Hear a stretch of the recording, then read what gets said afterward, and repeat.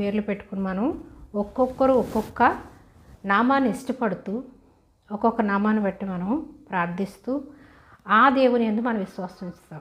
కానీ పేతురు యోహానులు యేసుతో నడిచి యేసు చెప్పినటువంటి బోధను నమ్మి వాళ్ళు ప్రకటిస్తున్నారు.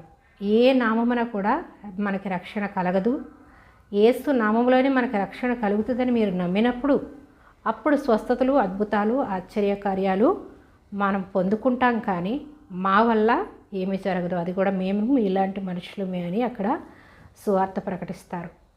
అయితే యేసు నామమునందు విశ్వాసం ఉంచడం ద్వారా మనకి స్వస్థత కలుగుతుంది, రక్షణ కలుగుతుంది, పరలోక రాజ్య వారసులంగా మనం చేర్చబడతాం.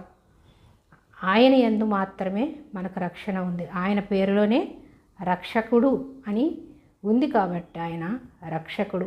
ఆయన భూలోకంలో ఉన్నప్పుడు